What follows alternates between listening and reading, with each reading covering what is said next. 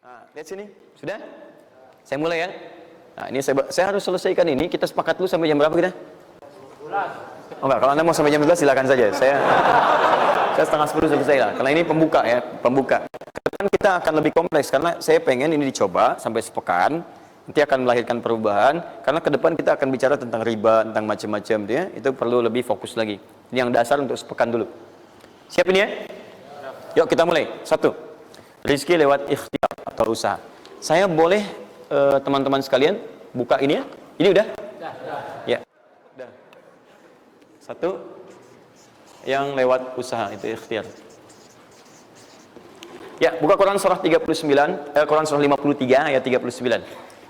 An-Najm ayat 39. Wa allaysa lil insani illa ma sa'a.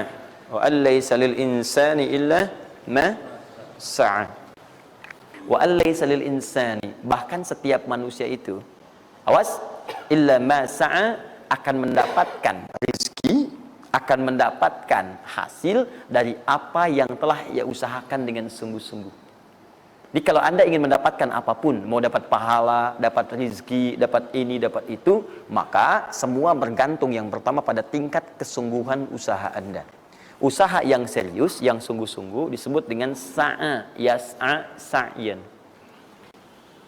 Sa'a, yas'a, sa'yan.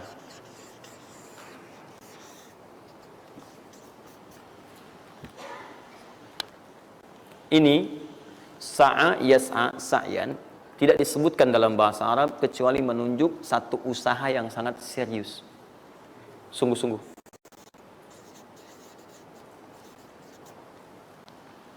Rizki yang pertama ini sifatnya kata Al-Quran, langsung Allah yang menyampaikan. Kalau Anda mau mendapatkan rizki itu, baik yang sifatnya materi, uang, rumah, mobil, pakaian, makanan dan sebagainya, maka Anda mesti serius usaha. Usaha yang serius. Saya belum bicara bagaimana cara usahanya, tapi Quran ingin membangun komitmen dulu. Anda mau usaha enggak? Anda usaha, saya kasih kata Allah. Tapi kalau Anda enggak usaha, enggak akan turun rezeki.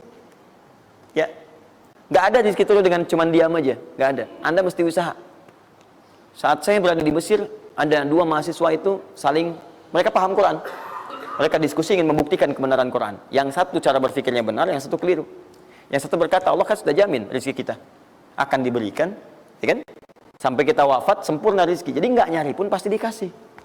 Cara berpikirnya seperti itu. Ini yang dipakai oleh orang liberal sekarang. Nah, maksudnya logika semacam ini. Yang satu lagi berkata, memang Allah kasih, cuman kita mesti usaha. Dia sebutkan beberapa ayatnya. Yang satu bertahan dengan pendapatnya, dia ingin buktikan, saya masuk nanti ke masjid. Kalau di Timur Tengah itu suka ada zawiyah, tempat-tempat khusus untuk ibadah. Dia masuk ke dalamnya, sembunyi di belakang meja. Nah, di masjid itu suka ada muhsinin, para donatur, yang itikaf kasih makan, kasih makan. Hari pertama semua dikasih, dia tidak, karena ngumpet. Karena perjanjiannya nggak boleh ada usaha apapun. Hari kedua, dia masih ngumpet, nggak dikasih. Semua dikasih yang ada. Hari ketiga, sudah lapar sekali, sudah nggak tahan. Begitu sudah dikasihkan, yang muhsinnya tanya, hal min akhar, ada lagi yang lain nggak? DKM-nya jawab, karena nggak tahu, kan ngumpet. Nggak ada yang lain. Baik, kalau gitu saya kasih ke tempat lain. Karena beranjak mendengar suara itu, dia langsung kasih kode dengan bertahan. Kaget kan DKM. Begitu dibuka, ada orang ngumpet di belakang meja, sudah kelaparan. Akhirnya dia ada orang satu lagi di sini, langsung dikasih bagiannya sampai dengan 3 bungkus.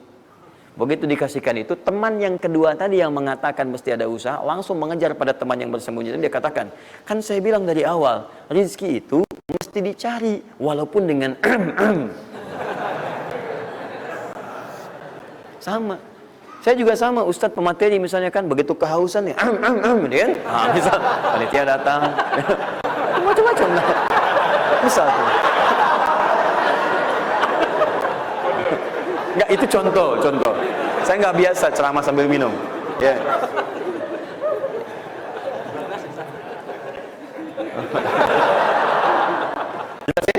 Nah, jadi prinsip yang pertama, kita harus punya komitmen yang kuat dengan Allah. Kata Allah, kerja ya kerja. Kata Allah, usaha ya usaha, jangan diam. Di usaha itu sepanjang keluar yang disebut usaha dari dalam tubuh kita, kaki melangkah, tangan bergerak gitu kan, kemudian mulut berbicara, bersuara, atau telunjuk menunjuk aja, ada usaha, rezeki turun. Apa butuh pembuktian lagi? Tuh lihat di beberapa belokan-belokan tuh, Cuman orang begini, prit, 1.000. 1.000, makasih Pak. 2.000, makasih bos. Dia kan 5.000, paman. Om. Wah, jelas ya? Paham ya? Nah, ini yang pertama, usaha yang serius. Nah, ini langsung dicontohkan oleh Allah. Bahkan kalau Anda serius, nah perhatikan, ini jejaknya langsung ditemukan dan diabadikan dalam Al-Quran. Ada beberapa tahapan yang mesti kita tahu. 1, 2, 3. Perhatikan cara keseriusan digambarkan dalam Al-Quran. Teman-teman, kalau saya sebutkan sa'ah dalam Al-Quran, mungkin agak banyak kita mencarinya, butuh energi. Tapi kalau saya ilustrasikan begini, antum insya Allah akan lebih cepat menemukan. Kalau kita haji atau umrah, kemudian ada ritual setelah tawaf, namanya apa? Sa'i. Apa itu sa'i? Tuh kan, lari-lari kecil. Kalau lari-lari besar, maraton. Kan sudah saya tuliskan di atas. Sa'i itu kan dari sini tulisannya. Ya. Dari mana sa'i itu? Safa ke Marwah. Ya, buka Quran surah kedua ayat 158. Paling kiri di pertengahan. Innas safa wal marwata min sya'airillah. Faman hajjal bait aw i'tamara fala junaha alaihi ay yatawafa bihima. Man tatawwa khairan fa innallaha syakirun alim. Lihat sini. Ibadah ini kenapa dinamakan dengan sa'i? Dan sementara orang sekarang agak kurang tepat menerjemahkan dengan lari-lari kecil. Itu dalam bahasa Arab lari kecil bukan sa'i. Dalam bahasa Arab lari-lari kecil itu bukan sa'i. Ingat baik-baik kalimat ini. Kenapa dinamakan dengan sa'i? Karena di tempat ini pernah ada satu sosok yang sangat bersungguh-sungguh untuk berusaha. Sangat serius. Untuk mendapatkan rizki dari Allah Subhanahu wa ta'ala. Sosok ini datang, diantarkan oleh suaminya.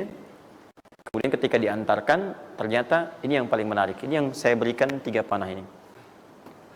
Diabadikan kisah ini di Quran surah ke-14 ayat ke-37. Pertama diantarkan. Ya, begitu tiba suami, istrinya dengan anak yang baru lahir, tiba-tiba langsung bermohon kepada Allah. Perhatikan, bukankah Allah pemilik rezeki? Masih ingat tadi teori di awal? Pusat rezeki ada di mana? Baik. Nah, ini teman-teman sekalian, kaidah yang pertama, kalau antum ingin berikhtiar berusaha, maka hal yang pertama dilakukan adalah mendekat dulu kepada pemiliknya. Mohon minta kemudahan, minta petunjuk, minta kenyamanan, minta keberkahan. Itulah sebabnya sebelum kita berangkat, kita sholat dulu. Sholat subuh, sholat fajar, menghadap, usahakan. Makanya Nabi setelah selesai sholat, itu selalu minta kepada Allah diberikan petunjuk mendapatkan rezeki. Ya, yang di Ibnu Majah nomor hadis 925 itu, Allahumma inni as'aluka ilman nafi'a wa rizqan thayyiba wa amalan mutaqabbala. Minta. Kalau dalam bahasa kita, ya Allah berikan saya hal yang bermanfaat, ilmu bermanfaat dan rezeki terbaik di hari ini. Minta. Nah, begitu sampai beliau bermohon pada Allah, Rabbana inni askantu min dzurriyyati biwadin ghairi dzi zar'in inda baitikal muhram. Perhatikan ya. Ya Allah, saya bermohon kepadamu, Engkau yang merawat kami, memerhatikan kami, memberikan rezeki kepada kami. Sifat rububiyah yang disebutkan namanya Rabb. Begitu meminta kepada Allah, ya Allah sekarang saya diperintahkan olehmu sebagai tawadhu. Nabi Ibrahim mengatakan, saya menempatkan sebagian keturunan saya, istri saya, anak saya di satu tempat yang sangat gersang. Hendak bayang nggak? Tempatnya gersang, gunung-gunungnya itu, batu-batunya itu rapat luar biasa, kerasnya luar biasa, dan nggak ditemukan sumber air di situ. Artinya ini kondisi yang paling dalam lah, ya. Kondisi yang paling sulit didapatkan. Jadi selevel tumbuhan pun nggak ada. Jadi saya mau katakan begini, lihat ya. Anda pergi ke satu tempat, Anda berusaha tuh masih ada, Google-nya ada, bangunannya ada, kendaraan ada, modal ada, tinggal kelihatan semuanya jadi aktiva semua tuh. Tinggal kita olah aja. Ada orang yang pernah mendatangi tempat yang semuanya nggak ada bahan-bahannya. Bayang ya? Kosong. Tuh, saya pernah satu kali waktu ada krisis itu, beberapa ke belakang, itu semua showroom macam-macam itu pada jatuh. Dan saya diundang ke Hyundai untuk ngasih motivasi, ngasih training. Pertama kali saya dibawa itu, teman-teman sekalian, saya dibawa ke showroom mereka, lapangan tuh, isinya mobil semua. Mobil, apa perkataan pertamanya? Kata manajernya, Ustaz, itu biasanya kami kosong nih. Sekarang banyak seperti ini katanya. Mohon nanti diberikan gambaran seperti apa kami mesti semangat macamnya. Saya bilang, Pak, Bapak itu luar biasa ya. Tahu nggak Pak? Orang yang pertama kali menemukan mobil, jangankan mobil begininya, bahannya aja susah nyarinya. Masuk kemudian ke showroom aja nggak ada, di belakang rumahnya cuma otak-atik cari bahan macam-macam, jadi yang sederhana. Ya dari situ aja jadi mobil. Bapak sekarang udah ada mobilnya, tinggal dipasarin aja. Nah sekarang banyak orang banyak mengeluh. Nabi Ibrahim dulu cuma bawa istrinya ke tempat yang gersang luar biasa, nggak ada potensi apa-apa, materinya kosong, itu gersang, tumbuhan nggak tumbuh. Apa yang terjadi? Begitu sampai di situ, satu kalimat ketika meninggalkan Ibrahim istrinya Sayyidah Hajar dengan anaknya Ismail alaihissalam, maka pertanyaan pertama dalam satu riwayat, ahadza min amrillah, apakah semua ini ketetapan Allah? Maka dijawab bala. Perhatikan prinsipnya, selama ini ketetapan Allah, maka Allah tidak akan menyia-nyiakan saya. Dan rizki telah Allah tetapkan kepada kita, maka Allah tidak akan pernah menyia-nyiakan kita. Paham ya? Jadi kalau Anda ditempatkan di kondisi apapun, bahkan mulai belum bekerja, baru lulus kuliah, bahkan mulai baru membuat satu bisnis misalnya, atau macam-macam halnya, ingat, ada yang lebih buruk kondisinya daripada Anda, yang semua bahannya bahkan belum didapatkan. Dan dia yakin dengan Allah. Sepanjang Anda punya Allah, maka semua akan mudah bagi Anda. Ini prinsip yang pertama. Jelas ya?